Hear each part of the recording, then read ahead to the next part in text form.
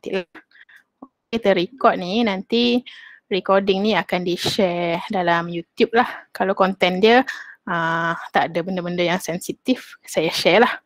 Okey. Baik, kita akan sambung pembelajaran kita daripada yang sebelum ni. Sebelum ni kita belajar bab berapa? Siapa boleh bagi tahu?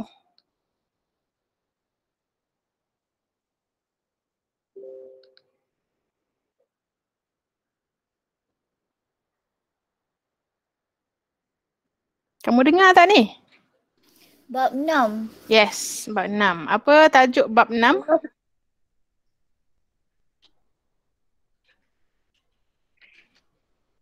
Apa tajuk bab 6?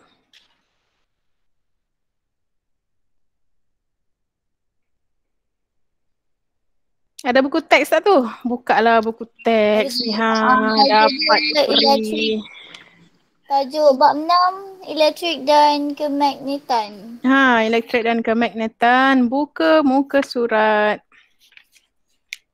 Muka surat 164. Hari tu kita stop di 164. Kita sambung lagi. Masih lagi bawah topik yang sama. 6.1.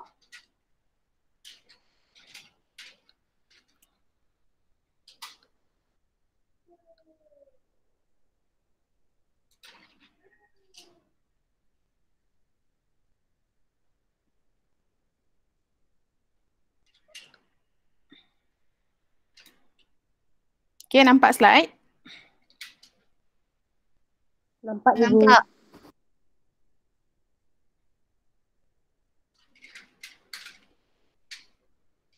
Okay. Kalau nampak bagus.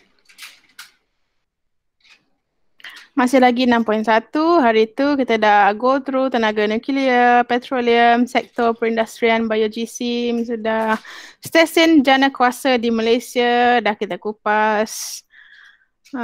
Stesen jana kuasa di Malaysia, sudah. Kita berhenti di sini hari tu. Sampai Michael Faraday. Okay, Michael Faraday ni orang yang pertama, kalau kamu ingat balik kita recall sikit orang yang pertama menemukan tenaga elektrik daripada hasil pergerakan apa? Tolong jawab.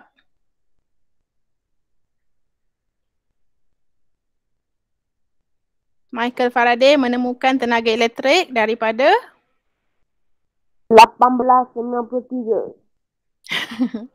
Bukan tahun. Saya tanya macam mana tenaga elektrik tu dihasilkan. Daripada dihasilkan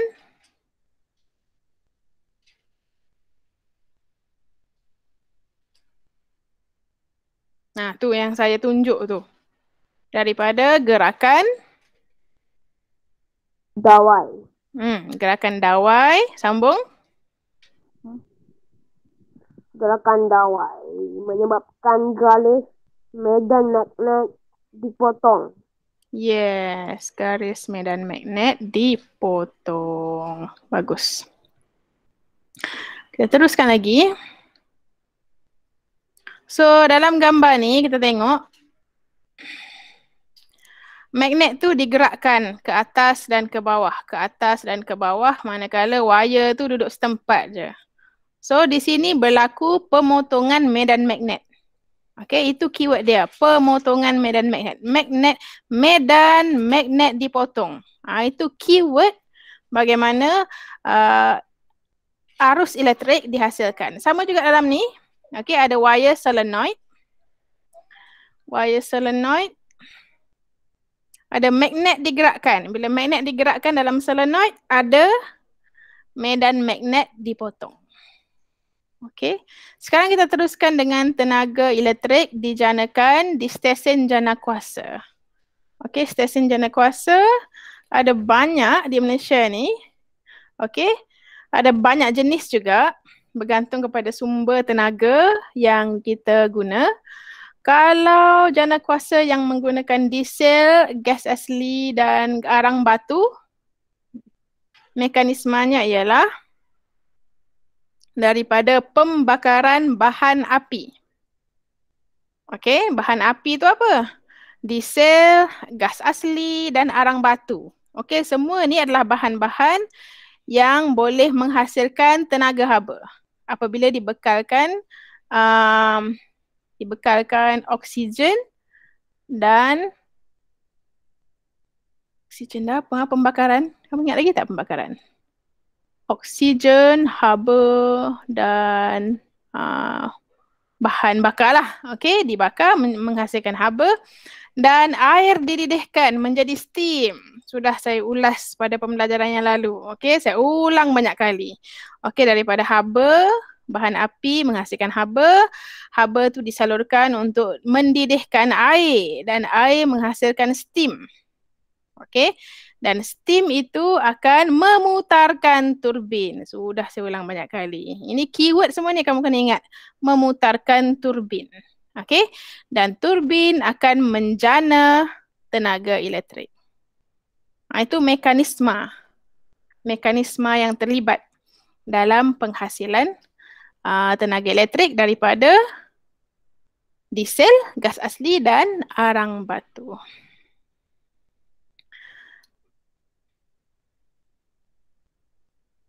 Seterusnya, perubahan bentuk tenaga. So, bentuk tenaga yang berlaku, perubahannya ialah daripada tenaga kimia yang terkandung dalam arang batu, gas asli dan petroleum dan diesel itulah. So, tenaga kimia ditukarkan menjadi tenaga haba. Okey, haba tu diserap oleh air lah. Kemudian, tenaga haba ditukar menjadi tenaga kinetik. Ya, tenaga kinetik tu macam mana dapat? Apabila steam wap air itu bertekanan tinggi dan dia menolak turbin. Turbin ditolak oleh steam dan dia akan memutarkan turbin. Ini kinetik. Okey. Seterusnya menghasilkan tenaga elektrik. Saya cuba cari dalam YouTube. Kalau ada gambar video lagi cantik. Sekejap saya cari. Penghasilan electric generation. Okey, saya bagi kamu satu trik kalau nak cari bahan-bahan dalam internet, cuba gunakan bahasa Inggeris supaya senang carian dia tu. Okey, ada satu video yang bagus. Saya akan tunjuk satu. Saya harap dia baguslah. Oh, salah.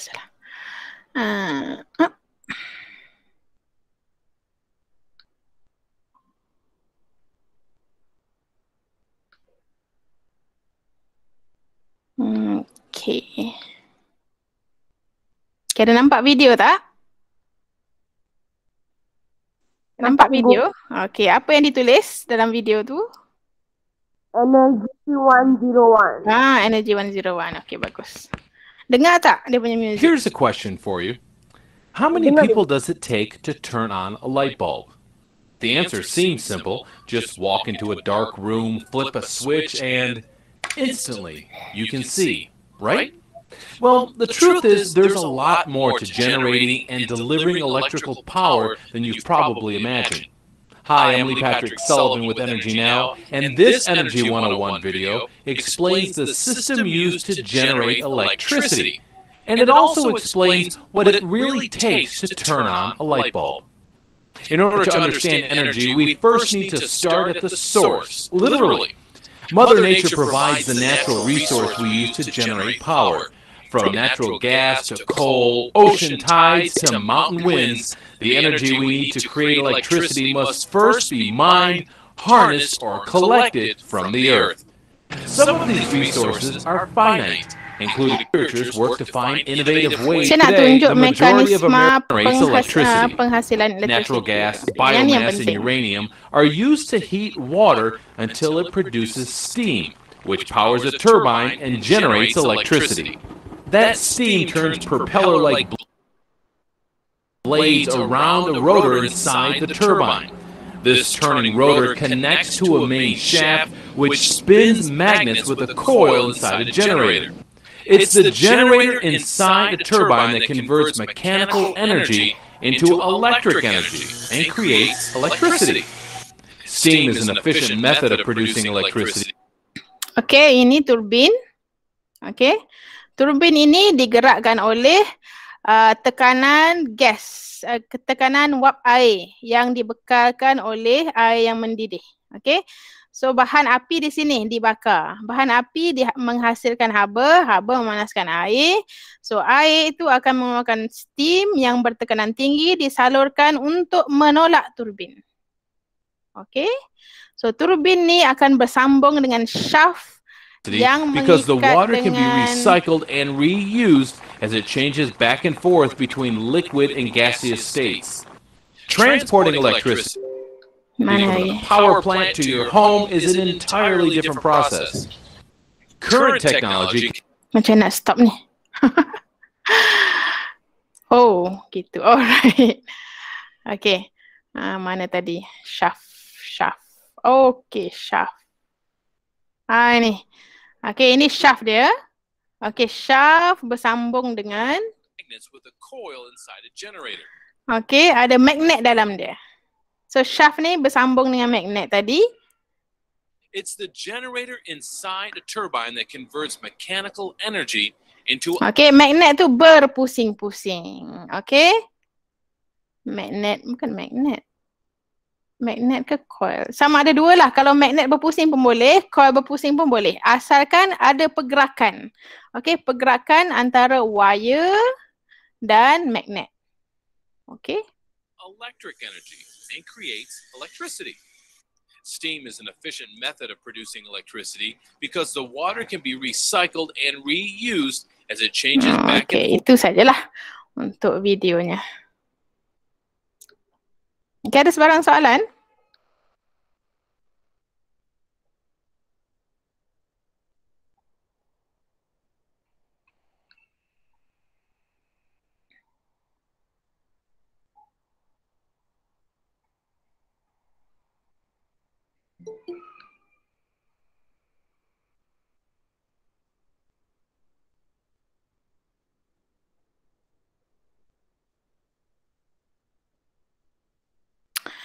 Okey, seterusnya nampak slide balik tak? Nampak cikgu. Okey, ada soalan berkenaan tenaga elektrik tadi, penghasilan electric generator tadi? Tadi cikgu. Okey, boleh faham. Okey, seterusnya mekanisme bagi penjanaan elektrik daripada tenaga solar. Okey, mekanismenya ialah sinaran matahari. Okey, daripada sinaran matahari ia memancar ke atas panel suria, menukarkan tenaga cahaya daripada matahari kepada tenaga elektrik. So ini berlaku dalam panel suria lah. Boleh tak siapa bagi tahu dia ni? Ada seorang pelajar awak yang ni seorang ni. Dia tak boleh masuk kalau tak pakai email sekolah. Mesti pakai email sekolah. Okey. Dan perubahan bentuk tenaga yang terlibat ialah tenaga cahaya ditukarkan terus menjadi tenaga elektrik. Simple untuk tenaga suria. Seterusnya, jana kuasa daripada sumber hidroelektrik. Okey, bagi hidroelektrik, mekanismenya ialah daripada air yang tersimpan dalam empangan yang tinggi. So ni empangan, ni dinding empangan tebal. Dan air bertakung. Tolong bagi tahu seorang. Dia tak boleh masuk kalau tak pakai email sekolah. Tak boleh masuk tak pakai email sekolah. Senang. Tenaga empangan tinggi, takungan air. So lubang ni dibuka dan air mengalir dengan laju yang tinggi. Okey, kenapa?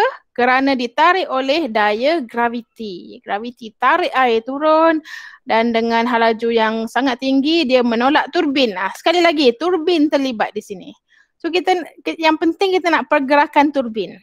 Pergerakan turbin akan sambung dengan shaft, disambung dengan shaft kepada gelung-gelung wire yang duduk di dalam lingkungan medan magnet. Dan di situ berlaku pemotongan medan magnet dan tenaga elektrik dihasilkan. Aliran air memutarkan turbin, penjana menghasilkan tenaga elektrik. Seterusnya, perubahan bentuk tenaga yang terlibat ialah tenaga keupayaan graviti. Ini kamu kena ingat, beza dengan yang tadi. Yang tadi tenaga cahaya.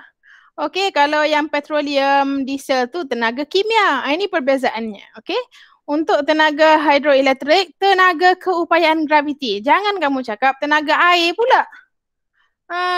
Lain tu. Air bukan ada tenaga. Air is matter, okey? It's a material. Tenaga yang terlibatnya ialah tenaga keupayaan graviti. Okay, graviti menarik air turun daripada saluran di tempat yang tinggi dalam empangan.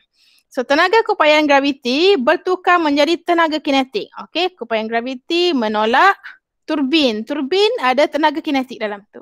So, tenaga kinetik sambung pada shaft dan sambung kepada penjana elektrik dan menghasilkan tenaga elektrik. Okay, seterusnya. Untuk tenaga angin. Angin ini alat dia. Okey.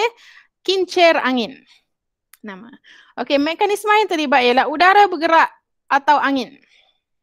Okey, angin meniupkan, menggerakkan bilah. Kemudian bilah berputar, memutarkan turbin. Kemudian penjana menghasilkan tenaga elektrik. Itu mekanisme. So, perubahan tenaga yang terlibat hanyalah tenaga kinetik berubah terus kepada tenaga elektrik. Simple. Satu step saja. Tenaga kinetik daripada angin, menolak turbin. Turbin tu ada tenaga kinetik lagi. So, daripada tenaga kinetik turbin, sambung kepada penjana. Penjana menghasilkan tenaga elektrik terus. Okay, seterusnya, untuk bahan api nuklear. Bahan api nuklear melibatkan tindak balas nuklear. Okey, tindak balas nuklear menghasilkan haba. Dan again, haba digunakan untuk mendidihkan air menjadi steam. Sama macam yang ni. Sama macam yang ni. Air dididihkan menjadi steam daripada haba. Okey. Okey, nuklear keluarkan haba, haba mendidihkan air menjadi steam, steam bertekanan tinggi memutarkan turbin dan turbin sambung kepada penjana, penjana menghasilkan tenaga elektrik. So, perubahan tenaga yang terlibat ialah tenaga nuklear. Okey, tenaga nuklear berubah menjadi tenaga haba. Tenaga haba yang dibawa oleh steam yang bertekanan tinggi menolak turbin menjadi tenaga kinetik. Dan tenaga kinetik memutarkan penjana elektrik menghasilkan tenaga elektrik. Ini perubahan bentuk tenaga. Ada sebarang soalan? Soalan? Tak adalah tu. Seterusnya biojisim. Biojisim pun sama juga. Metana yang dihasilkan oleh biojisim. Okey, biojisim ni adalah mekanisme organisme yang sudah mati. Contoh pokok-pokok, haiwan-haiwan ataupun sisa-sisa bio. Okey, sisa-sisa bio seperti selaput kelapa, kan orang tak pakai selaput kelapa, selaput kelapa, sabut kelapa. Okey, sabut kelapa orang tak pakai, ataupun hampas-hampas apa tu? Palm oil. Okey, palm oil, tahu palm oil? Buah palm oil tu. Apa buah palm oil dalam bahasa Melayu? Kan daripada pokok pokok apa yang buat minyak tu? Pokok itulah yang buat minyak tu. Okey, hampas dia kita tak pakai. Lepas dapat minyak, hampas tu adalah sumber biojisim. Okey, kita bakar benda tu menghasilkan haba. Okey, haba mendidihkan air dan menghasilkan steam. Steam memutarkan turbin dan turbin menjanakan tenaga elektrik. Perubahan bentuk tenaga ialah tenaga kimia berubah kepada tenaga haba. Tenaga haba berubah kepada tenaga kinetik dan tenaga kinetik seterusnya kepada tenaga elektrik. Okey, mekanismenya di sini. Kalau ada gambar lagi cantik. Saya cuba cari video satu lagi supaya lebih menarik.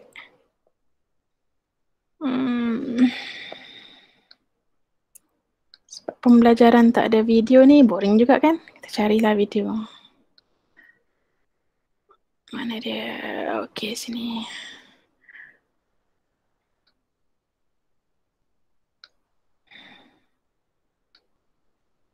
Electric generation. Penjana elektrik. Hydro. Kita tengok hydro electric generation. Okey, kalau dapatlah.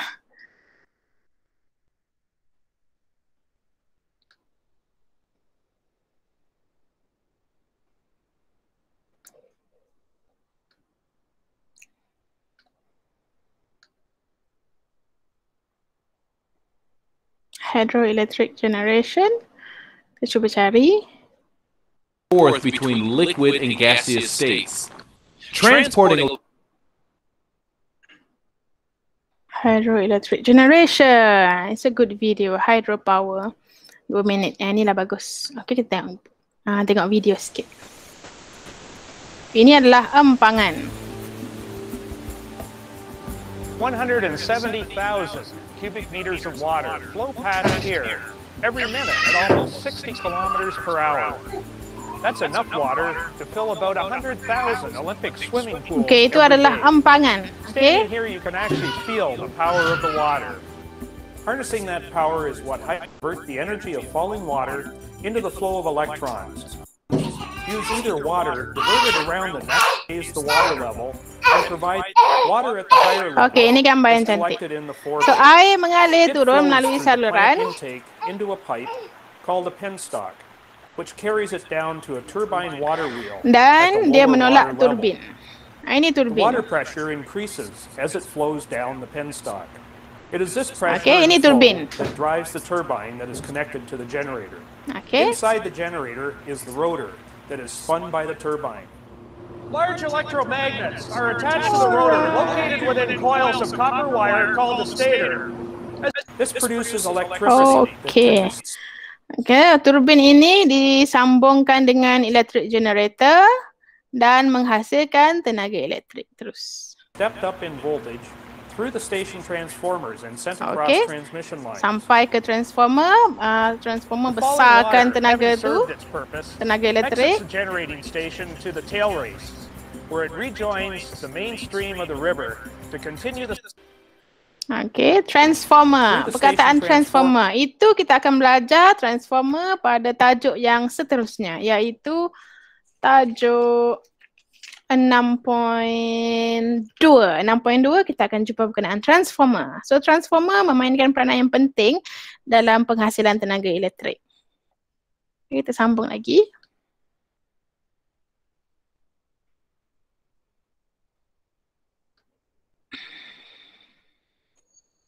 Window.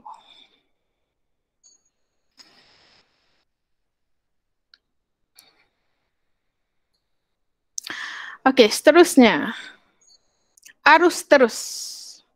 So, elektrik ni ada dua jenis arus. Okey. Yang pertama dinamakan arus terus. Arus terus ialah arus elektrik yang mengalir dalam satu arah sahaja. Arus terus. Ingat, terus tu jalan terus saja satu arah. Okey, manakala, contoh-contoh arus terus seperti sel suria, akumulator dan bateri. Okey, bateri ini adalah sumber tenaga elektrik yang arus terus, mengalirkan arus terus. Arus terus tu satu hala, jalan ke depan saja. Dia tak undur ke belakang, depan saja jalan. Seterusnya ada satu lagi jenis namanya arus ulang alik ataupun nama singkatannya AU, arus ulang alik. A for arus, U for ulang alik. So ulang alik ialah arus elektrik yang arah alirannya berubah-ubah secara berterusan. Kejap ke depan, kejap belakang, kejap depan, kejap belakang. Okay, kiri kanan, macam tu. Okay, dia berubah sentiasa. So macam mana tu berubah? Okay, arah kita tengok contoh lah nanti. So antara, osiloskop sinar katod ialah sebuah alat elektronik yang boleh digunakan untuk menunjukkan perbezaan bentuk graf arus terus dan perubahan voltan bagi arus terus dan arus ulang alik. Ini adalah satu alat yang boleh mengesan signal elektrik. Okey, sama ada signal elektrik tu jenis arus terus ataupun arus ulang-alik, kita boleh guna osiloskop sinar katod, OSK, untuk mengenal pasti jenis arus. Okey, cuba sebut osiloskop sinar katod. Osiloskop sinar katod. OSK. Okey. So OSK ni dia ada banyak button dia. Kita ada gandaan Y. Gandaan Y untuk mengubah magnitud ketinggian tumpuk cahaya. Pesongan Y untuk menyelaras kedudukan tumpuk cahaya secara menegak. Pesongan Y. Y tu apa? Kamu belajar graf X and Y. So Y tu tegak. Okey, tegak. Okey. Apa tegak? Untuk menyelaras kedudukan tumpuk cahaya secara menegak. Okey, selaraskan cahaya. Ini titik cahaya ni sini. Okey, titik cahaya tu signal yang mesin ni receive. Okey, kalau dia duduk tengah-tengah, maksudnya X dia tu tengah-tengah. Okey, kalau dia signal yang kita dapat tidak duduk tengah-tengah, tiba-tiba duduk atas sikit, kita pun pusing laraskan dia supaya datang ke tengah. Okey, kalau signal yang kita dapat tu dia duduk bawah, kita pusing laraskan dia naik ke tengah. Okey, menyelaras kedudukan tumpuk cahaya secara menegak. So kita kontrol up and down saja untuk pesongan Y. Punat pesongan Y tu kita pusing kiri, pusing kanan, dia kontrol up and down, up and down. Okey, boleh faham? Manakala pesongan X menyelaras kedudukan tumpuk cahaya secara mengufuk. Mengufuk tu macam ni. Okey, so mana dia punya button? Button dia kat sini. Okey. Dial dia. Okay. So kita pusing kiri kanan, so tumpuk tu bergerak kiri kanan. So kalau signal yang kita dapat tu, dia duduk sebelah kiri, kita pusing, adjust, bagi duduk sebelah duduk tengah-tengah. Kalau signal yang kita dapat duduk sebelah terlampau ke kiri, kita pusing supaya datang ke tengah. Okay. Kontrol kiri ke kanan, X, Y. Mengufuk. Boleh faham? Arus terus / arus ulang alik dipilih mengikut jenis input yang diterima. So jenis input yang kita terima tu, kalau arus terus kita pusing ke arus terus. Kalau arus ulang alik kita tune ke arus ulang alik. Okey, ini untuk switch lah, switch dia. Okey, dasar masa untuk mengawal pergerakan tumpuk cahaya melintasi skrin secara mengufuk. Untuk kawal cahaya, kawal masa. Okay, kawal masa penerimaan signal. Tumpuk kawalan fokus untuk mengawal ketajaman tumpuk cahaya pada OSK. Okay, fokus dia. So kalau signal cahaya yang kita terima tu terlampau broad, tu tak fokus. Kita pusing supaya fokus tajam. Kalau besar tumpuk dia tu tak fokus. Kita pusing supaya dia fokus. Nampak satu titik saja. Tombol kawalan keamatan untuk mengawal kecerahan tumpuk pada skrin OSK. Kecerahan. Kalau terlampau malap tak nampak sangat. Okay, skrin dia biru. Cahaya tu kuning. Kita nak bagi dia terang, kita pusinglah benda ni. So ini adalah OSK. Jadi agak sukar untuk kamu faham ataupun memahami cara penggunaan dia tanpa kita sendiri ada pengalaman mengawal. Ya, tak apa, jangan risau. Setakat ni cukuplah awak cuba hafal-hafal sikit fungsi punat-punat yang ada tu. Pesongan X, pesongan Y. Paling kurang saya rasa pesongan X, pesongan Y kamu kena tahulah apa fungsi button tu. Itu paling kurang. Yang lain-lain tu kita doalah supaya kita boleh kembali ke sekolah dan saya boleh tunjuk benda ni macam mana kita nak guna. Okay, untuk melihat signal elektrik. Okey, itu arus terus, arus ulang alik. Okey, antara alat yang kita guna, alat yang menggunakan arus terus dan, arus terus, ada tadi kan contoh alat. Contoh alat arus terus. Okey, ini dia contoh alatnya. Contoh alat arus terus. Stop presenting. Okay. Contoh alat arus terus seperti lampu suluh, kalkulator dan juga mainan. Okey, kita guna bateri kan? Guna bateri tu arus terus. Kalkulator guna bateri, arus terus. Lampu picit guna bateri, arus terus. Okey, manakala untuk arus ulang-alik kebanyakannya electric appliances di rumah. Seperti pembakar roti. Dalam kuteks kamu ada pembakar roti. Ini pengering rambut, aircon, televisyen, komputer dan banyak lagi. Okey. Baik. Habislah kita 6.1. Okey, kita mula tadi jam 1.15 kan? 1.15. Dah 45 minit anggaran. Ada sebarang soalan?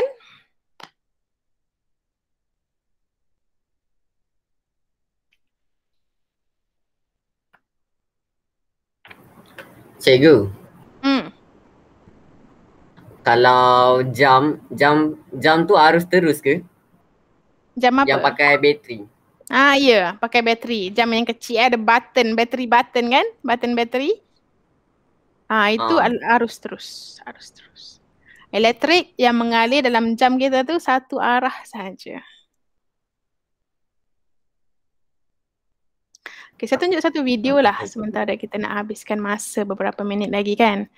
Video berkenaan arus terus dan arus ulang alik. Arus terus, arus ulang alik ni dalam bahasa Inggerisnya ialah direct current and auxiliary current. Saya tak pasti juga. Betul ke? Sekejap. Stop. Tap. Okay, tap. YouTube. Share. AC and DC. In English, AC and DC current.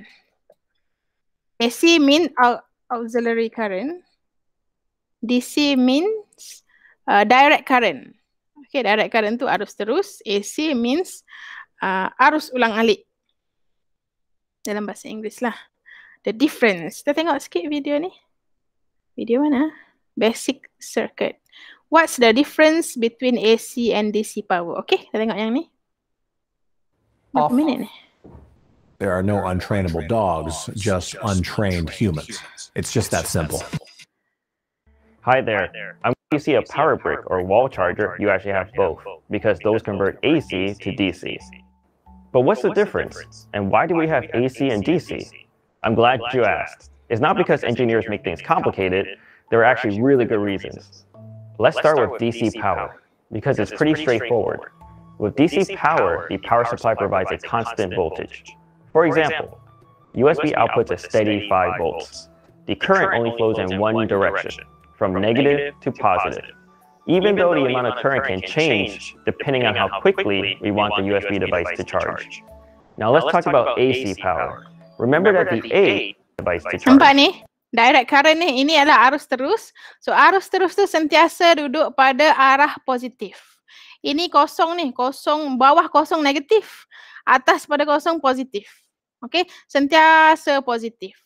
Okey, nilai arus elektrik tu boleh berubah-ubah, nak naik ke, nak turun ke, nak banyak ke, nak sikit ke. Tapi dia tak boleh melintasi nilai kosong dan turun ke bawah. Lepas turun ke bawah tu negatif. So arah dia sudah berubah. Okey. Jadi arus dia sentiasa di atas nilai kosong dan sentiasa bergerak ke depan. Itu arus terus. Now let's talk about AC power. Remember that the A in AC stands for alternating. Alternating, sorry. A for alternating. Okay, alternating means ulang alik. Auxiliary. Salah saya. Saya salah tadi. Sorry. Okay. Alternating current. A. Okay, arus ulang alik. So macam mana arus ulang alik ni? This is the type of electricity that flows into your home. Okay, ini adalah jenis arus ulang alik. Alternating current. Dia daripada up, dia ada down, ada up, ada down, ada up, ada down, ada up. Okay, down ni di mana nilai dia negatif. Bila nilai dia negatif, dia mengalir arah belakang. Okay, bila dia duduk di atas tu nilai dia positif, dia mengalir ke depan. So dalam wire elektrik macam ni, contohlah, okey, arus ulang-alik dia sentiasa mengalir ke depan. Sorry tak nampak ke? Okey. Ke depan, ke belakang. Okey, ke depan, ke belakang. Macam itulah. Okay, lebih kurang. But technically In the US, macam the tu. voltage cycles between plus and minus 120 volts at 60 hertz, or every 1/60th of a second. And because current is proportional to voltage, the current also alternates between positive and negative. You can also see this by looking at how current Okay. flows. With DC, Sama juga, okey. Kalau untuk untuk gambar macam ni tu, current flows from ni. the positive side Ini of the arah supply to the pergerakan negative side. elektrik, With arus AC, elektrik the tu current flows back and forth. sentiasa ke depan. Kalau AC, So we covered how depan AC belakang, and depan DC belakang. work. Sikit lagi, ulang lagi sekali. Current Tengok. flows back and Tengok flows from the DC, positive okey. side of the supply DC to tu the negative sentiasa side. satu With arah AC, the saja. current flows back and Untuk forth. arus ulang-alik ke depan, ke belakang. So we covered how Ke AC and depan, DC ke work. belakang. Menarik With video. AC, the current flows back and forth. Okey. So we Itu masuk AC dan DC. Ada seorang soalan? AC dan DC. AC arus terus, DC arus ulang-alik. Saya sentiasa confused. Kalau bahasa Inggeris dia DC dengan AC. Bahasa Melayu adalah AU. AU untuk arus ulang-alik. Arus terus AT. Okey? AT. AT dengan AU. Jangan confuse pula.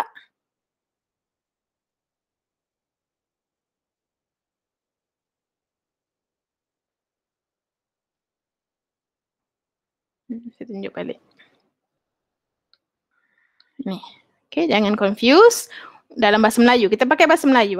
Untuk arus ulang-alik, AU. Arus ulang-alik. Arus terus, AT. Okey, kamu boleh bayangkan tadi ya. AT ni arus dia mengalir pada satu arah sahaja.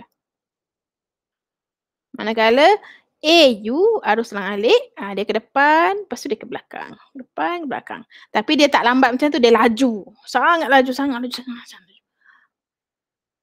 Okey, ada sebarang soalan?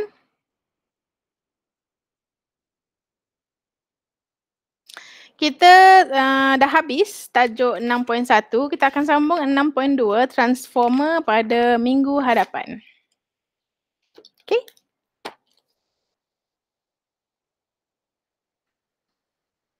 Jawab praktis formatif boleh? Praktis formatif 6.1. Apakah yang dimaksudkan dengan sumber tenaga boleh baharu dan sumber tenaga tidak boleh baharu? Siapa nak jawab? Apakah yang dimaksudkan dengan sumber tenaga baharu sumber tenaga boleh baharu dan sumber tenaga tidak boleh baharu? Tolong jawab. Nombor 1. Kalau sumber tenaga boleh baharu, dia boleh diganti dan tak akan habis. Okey, bagus.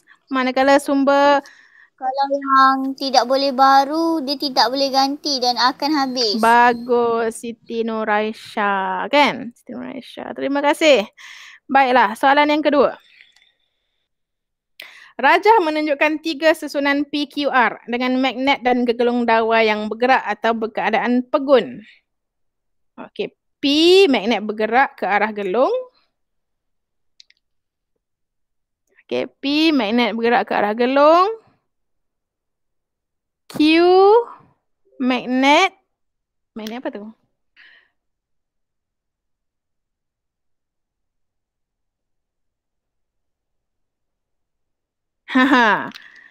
Q gegelung bergerak ke arah magnet. Manakala R apa? Gegelung pegun, magnet pun pegun juga. Ada 3 situasi. So soalannya ialah, dalam susunan yang manakah LED menyala? Terangkan. Okey, jadi susunan yang mana kamu rasa LED akan menyala? Susunan P, Q atau R? P dan Q. P dan Q. Okey, terangkan kenapa? Kerana ada LED bernyala dalam susunan P dan Q. Dalam susunan P dan Q pemotongan garis medan magnet oleh gulung kawal Yes. dengan arus aluhan. Yes, bagus Bimanish. Ada arus aruhan kerana ada pemotongan medan magnet. Itu penting. Okey, penting untuk kamu menyebut keyword. Okey, kata kunci jawapan. Itu kata kunci jawapan. Okey, ulang balik Bimanish. Ulang balik. Sayalah ulang. Ada berlaku pemotongan medan magnet dan akan terhasilnya arus aruhan. Arus aruhan boleh menyalakan LED. Terima kasih Bimanish. Soalan 3. Apakah fungsi OSK? Soalan 3.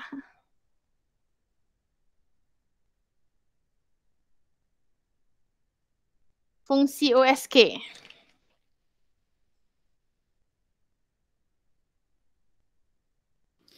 Digunakan untuk menunjukkan perbezaan bentuk graf, arah arus dan perubahan voltan bagi arus terus dan arus ulang-alik ke? Yes, OSK sebuah alat elektronik yang boleh digunakan untuk menunjukkan perbezaan bentuk graf dan arah arus dan perubahan voltan bagi arus terus dan arus ulang alik. Terima kasih Siti Nuraisha. Oh, nampak ke tadi saya tunjuk tu? Beria saya tunjuk soalan. Tapi kecil je. Okey, ni soalan dia tadi. Bagus, kita dah jawab dengan baik sekali. Soalan 1, 2 dan 3. Nanti kamu boleh jawab soalan ni dalam modul yang saya bagi. Okey, itu sajalah untuk hari ni. Okey, terima kasih. Kita jumpa lagi pada hari apa? Hari Selasa. Selasa. Isnin. Hari Isnin. Isnin kita jumpa lagi. Alright. Itu saja untuk hari ni. Terima kasih. Bye. Terima kasih, Cikgu. Bye. Terima kasih, Cikgu.